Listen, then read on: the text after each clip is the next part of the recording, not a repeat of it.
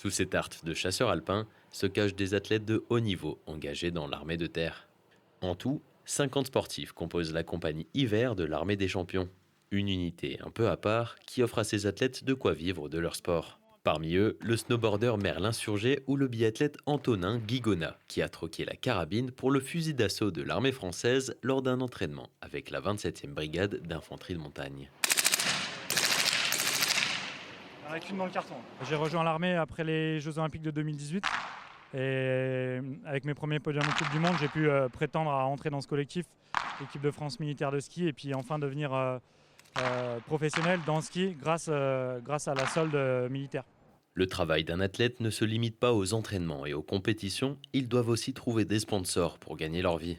Avec l'armée, le salaire débute à 1 400 € par mois, le même qu'un militaire au même grade. En échange, il défend son pays sur des compétitions bien loin des champs de bataille. L'athlète n'est pas un soldat comme les autres. L'athlète n'est pas engagé pour aller au combat.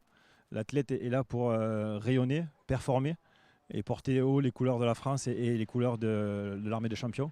Moi, mon rôle premier, c'est de me préparer pour la Coupe du Monde, pour être performant en fait sur la Coupe du Monde et donc représenter l'armée sur la Coupe du Monde. Donc je m'entraîne toute l'année, c'est-à-dire que je suis en stage avec l'équipe de France. Le but, c'est que je sois en forme pour performer. D'autres obligations les occupent, comme participer au défilé du 14 juillet ou aux Jeux mondiaux militaires qui ont lieu tous les 4 ans. Pour les athlètes, l'armée est aussi une sécurité à la fin de leur carrière. L'armée est assez riche à ce niveau-là, donc vraiment il y a tous les métiers possibles. C'est vraiment quelque chose d'important pour nous, notamment dans cette phase de notre vie où on passe à autre chose et on cherche à avoir un nouveau but, avoir un nouveau rythme, une nouvelle profession, quoi. Je suis vraiment dans cette transition et cette réflexion de ce que je veux faire ensuite, donc qui n'est pas encore abouti d'ailleurs. 2 ans renouvelables, c'est le cadre fixé par les contrats de l'armée. Et à 10 mois des Jeux de Milan, même sous l'uniforme, la flamme olympique reste l'objectif.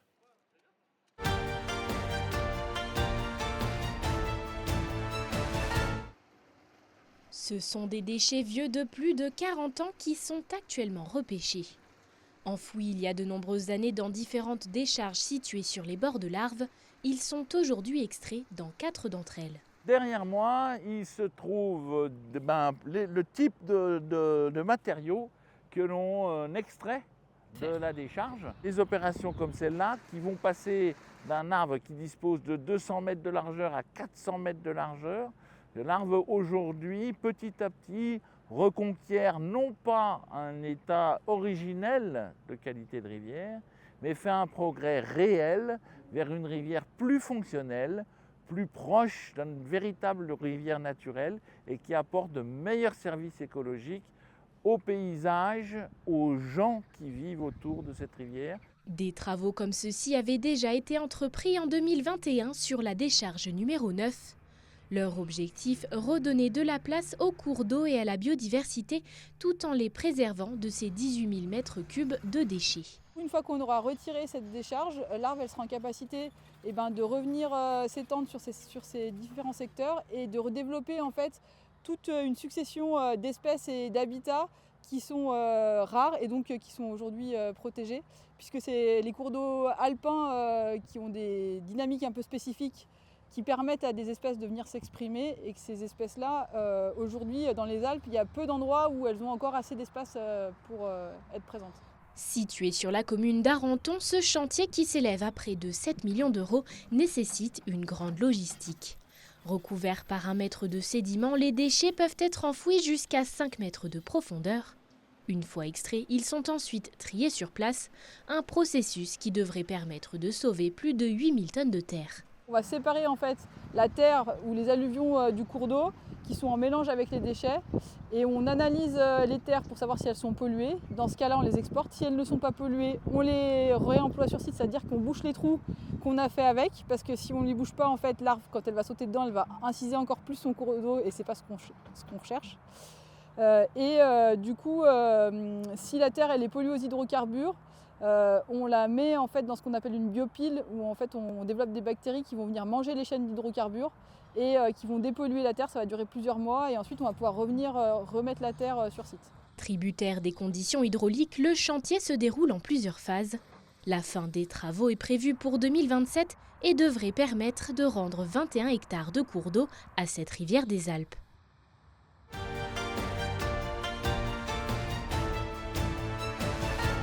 Vous rencontrez peut-être vous aussi cette problématique. Obtenir un rendez-vous chez le médecin est souvent un véritable casse-tête. La ville de Firminy avait un réel besoin de médecins.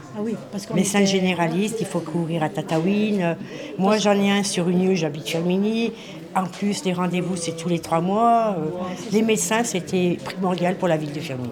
Ces patientes espèrent désormais pouvoir obtenir leur rendez-vous médical dans leur ville, à Firminy, grâce à l'inauguration de cette maison de santé. D'ici le 15 avril, 2 médecins et un cabinet infirmier recevront les patients en consultation avant l'arrivée de 2 autres médecins en septembre prochain. Que là, clairement, il y a un effort,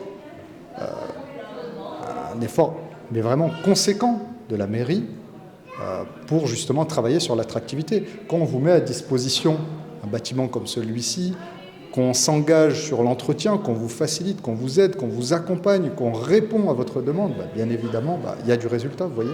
On n'a même pas encore ouvert qu'il y a déjà 2 médecins.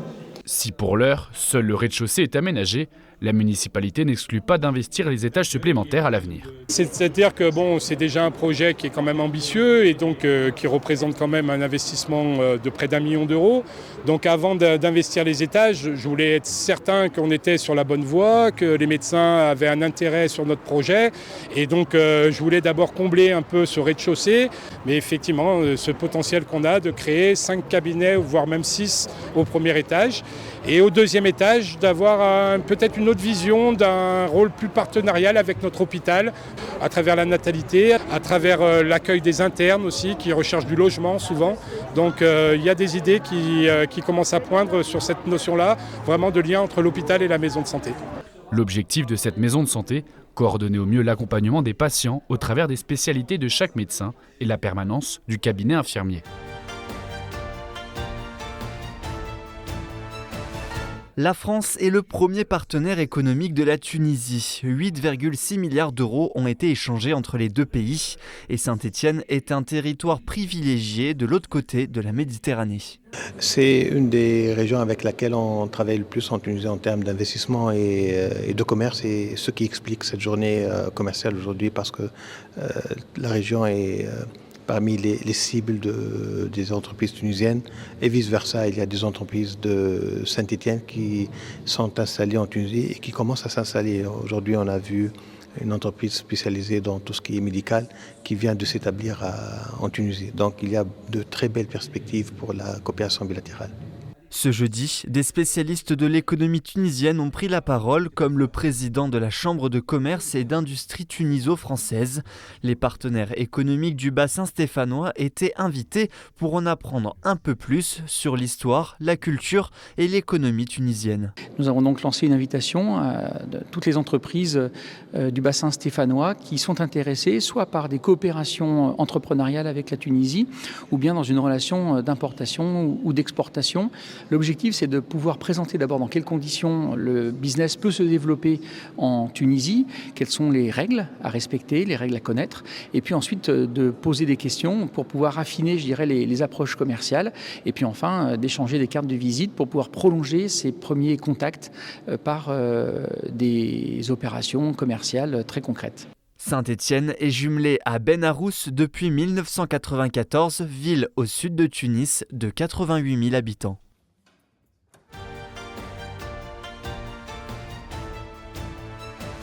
Les comédies musicales de Broadway s'invitent dans les lycées grâce à la Fabrique Opéra. Cette association organise chaque année des représentations en impliquant les élèves du département pour rendre ces spectacles plus accessibles.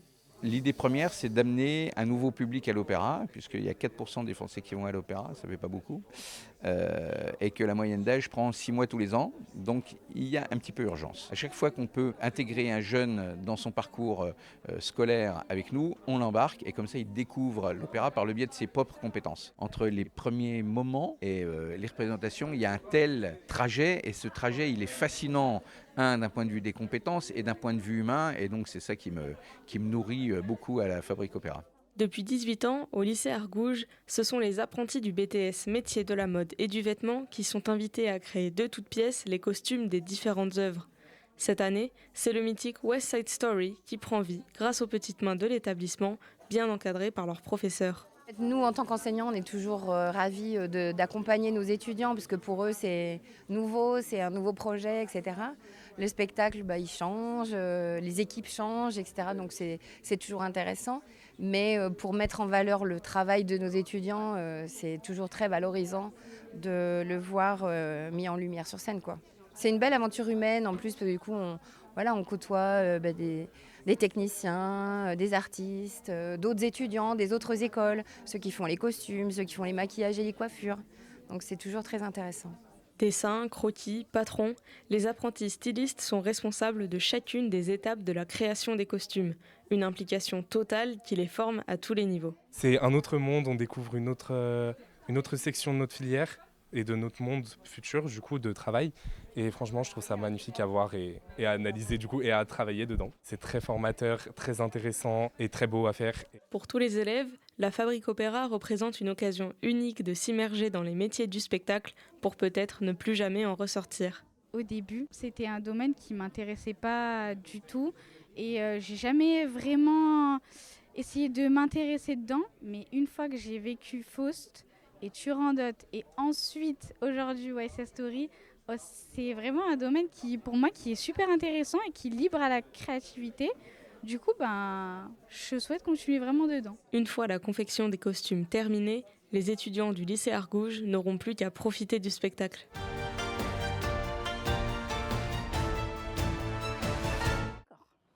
C'est un service que Carmen Villa, retraitée favergienne de 76 ans, avait hâte de découvrir, le tout nouveau transport à la demande de la communauté de communes.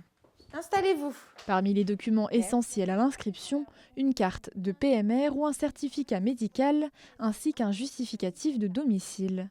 Ce transport à la demande, ça ne fonctionne que sur le territoire. Vous ne pouvez pas aller à Annecy, vous ne pouvez pas aller à Albertville. Moi, j'aime bien savoir comment ça fonctionne.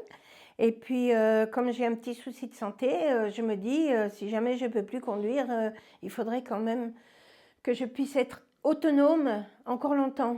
Voilà, c'est dans ce sens-là, parce que déranger les gens, moi, je ne sais pas faire.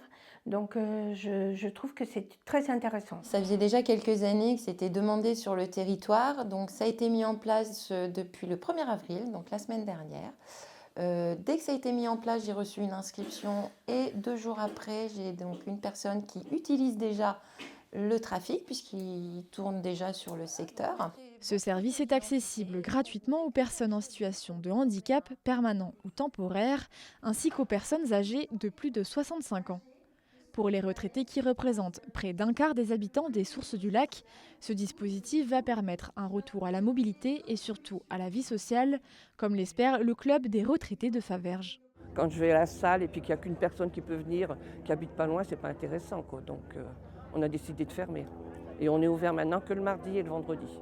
Et donc on a 2-3 personnes, 3 couples, qui nous font du convoiturage. Là, ça va pouvoir changer. On va essayer de refaire le lundi et puis le jeudi, vendredi et mardi. 4 jours au moins par semaine. Rampe d'accès, siège amovible et système d'attache pour fauteuil roulant. Dans ce nouveau véhicule, tout a été pensé pour faire voyager les usagers en toute sécurité. En fait, on met 4 sangles, alors une à chaque extrémité, donc le fauteuil a 4 sangles à chaque bout et ça ne bouge pas du tout. Ça, c'est pour tendre et détendre. Alors une fois qu'on a mis ça, hop, et après on tend avec le bouton là. Pour tester le nouveau dispositif, il n'a pas fallu plus d'1 minute pour trouver des candidates vite conquises par le minibus. C'était pas tant, c'est formidable. On va pouvoir se promener, sortir. J'ai pensé que c'était formidable et moi il y a très longtemps que je demandais ce service, donc j'en suis doublement satisfaite.